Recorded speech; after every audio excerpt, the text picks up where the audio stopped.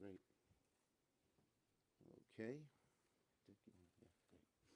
Okay, good morning, nope, good afternoon, everybody. It's 10 minutes into the afternoon. And I want to thank our great ranking member of HISGAC, Senator Peters, and a great member of HISGAC and head of PSI, Senator Blumenthal, for joining me. And this morning, I was really proud to join every single one of my Democratic colleagues on the Homeland Committee in invoking a century-old and little-known law known as the Rule of Five to compel the Department of Justice to release the full and complete Epstein files. Under federal law, when any 5 senators on the Homeland Security Committee call on the executive branch must comply. Our request covers all documents, files, evidence, and other materials in possession of the DOJ, the FBI, related to the case of United States versus Jeffrey Epstein. While protecting the victims' identities can and must be of top importance, the public has a right to know who enabled, knew of, or participated in one of the most heinous sex trafficking operations in history. Let me remind everyone of what's happened in recent months. Donald Trump campaigned on releasing the Epstein files. He broke that promise. In February, FBI Director Kash Patel promised during sworn testimony in his confirmation hearing he would, quote, make sure the American public knows the full weight of what happened. Well, that has yet to happen. A.G. Bondi said in February that his supposed, quote, client list, she said, was sitting on her desk right now to review. And she said that's been a directive by President Trump. 5 months later, we have 0 answers, only more questions. What have we gotten since? Stonewall, evasion, lies. Trump was asked earlier this month if he had ever been informed whether or not he was mentioned in the Epstein files, and now we know he lied. He said no, but in fact he was told by the Attorney General in May that he was mentioned.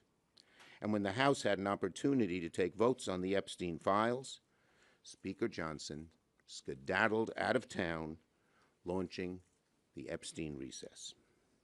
This is not complicated.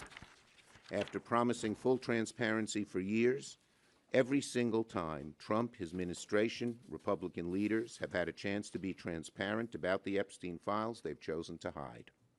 The evasions, the delays, the excuses, they are not just odd, they're alarming. It begs the question, if there's nothing to hide, why all the evasiveness? Trump should stop hiding from the truth. He should stop hiding from the American people. So today, Senate Democrats took action. We're invoking federal law and using our authority as a check on the executive to compel transparency. That's why today's letter matters. It's not a stunt. It's not symbolic. It's a formal exercise of congressional power under federal law. And we expect an answer from DOJ by August the 15th. That's what accountability looks like. This is what oversight looks like. And this is what keeping your promises to the American people look like.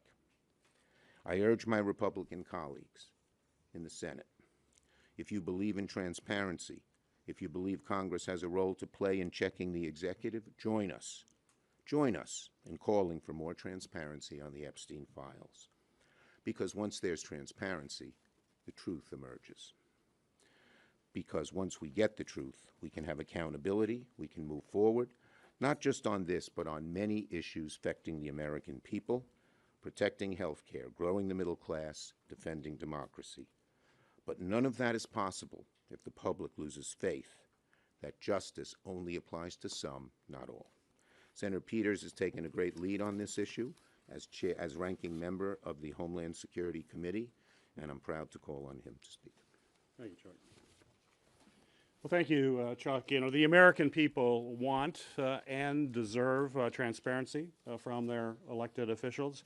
On the campaign trail, President Trump promised many times to deliver that transparency by making the records in the Jeffrey Epstein case public.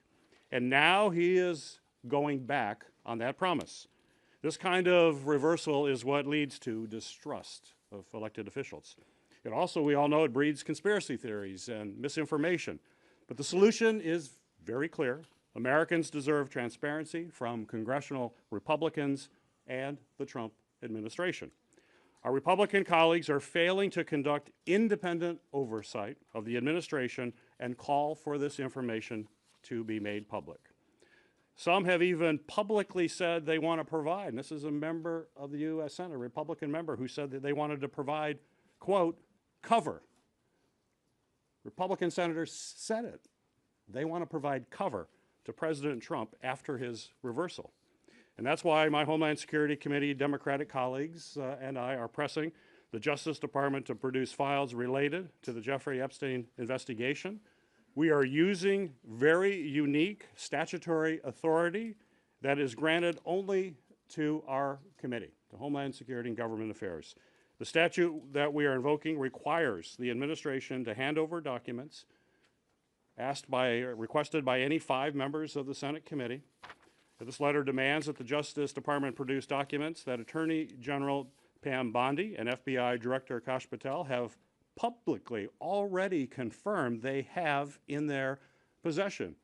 We all know, in fact, that the Attorney General said, quote, she said, they're sitting on her desk.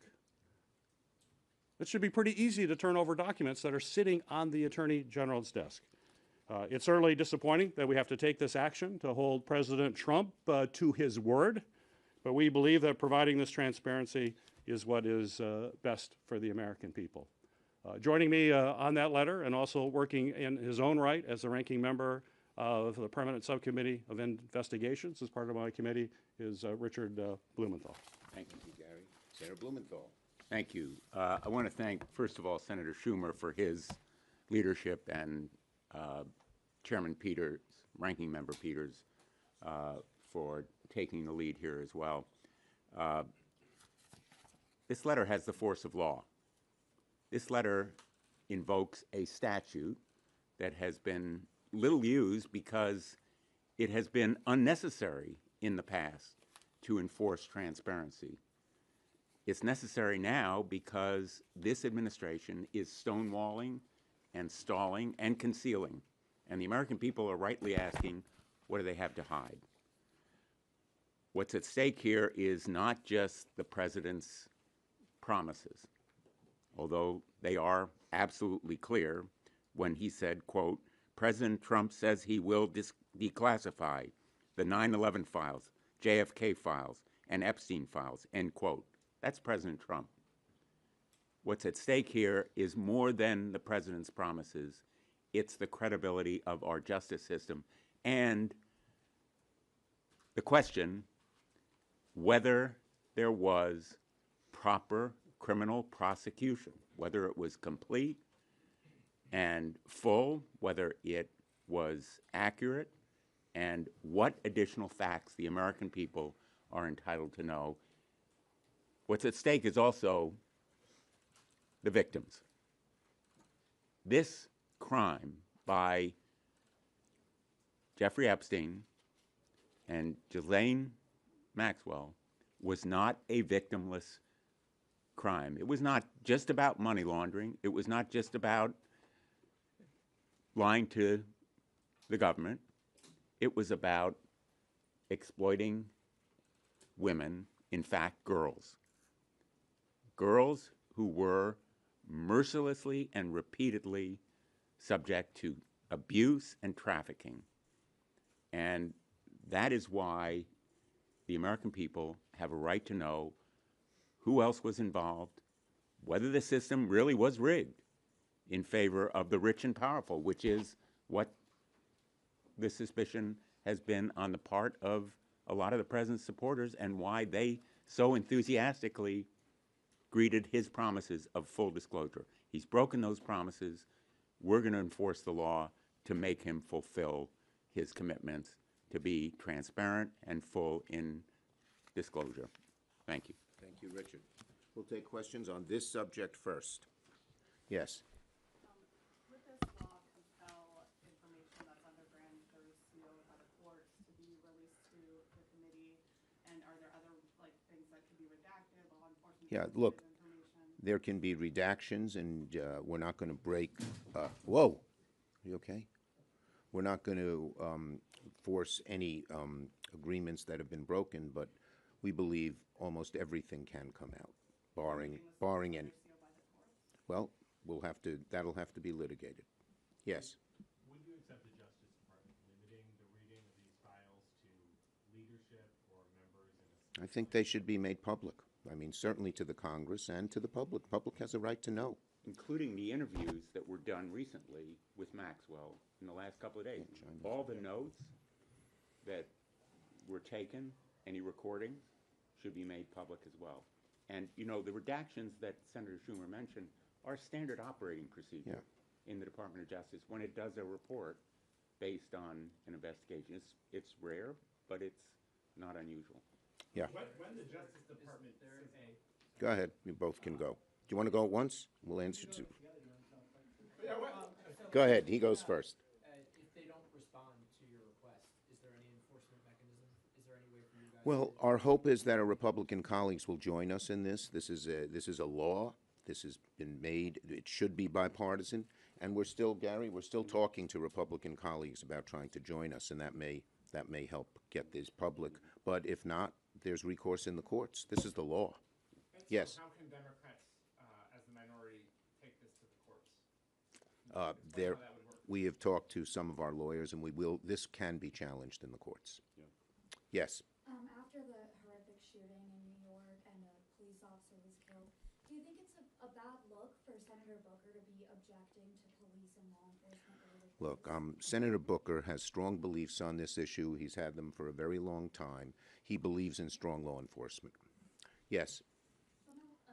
Your Democratic colleagues have talked about making an amendment to the minibus related to the Epstein files. Will you use that for the NOMS negotiations that are going on to try to push Republicans? Look, on the initial minibus, we are running a hotline right now.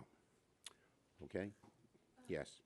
Emil Bovee was confirmed last night, even after a number of whistleblowers came forward, including some at the 11th hour. But what do you think this means going forward for future whistleblowers who are thinking about... I think I said it was one of the low points, not only in this Congress, but in the history of Congress, to put a man like this in such an important position as a circuit court judge. It's a disgrace. He doesn't belong there.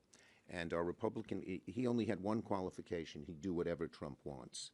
That's a horrible qualification for a judge. Yes. Thanks, Leader. What do you make of reporting that Republicans in the White House are lobbying against a stock trading ban in Congress here? We Senate Democrats are for a stock trading ban. Okay. Thank you, everybody. Do you want to go ahead, And Gary? we just passed it out of committee before this meeting here, and on a bipartisan basis. And do you have any comment on Senator Hawley and Scott kind of going back and forth arguing about it? It was a spirited committee hearing, but the end result was that we passed it out and it now moves to the full Senate. And Thank you, everyone. Go ahead, Dick. Go ahead. And thanks to Senator Hawley for championing this cause. Yeah. Thanks, everybody. I thank Senator Blumenthal and Senator Peters for championing this. No.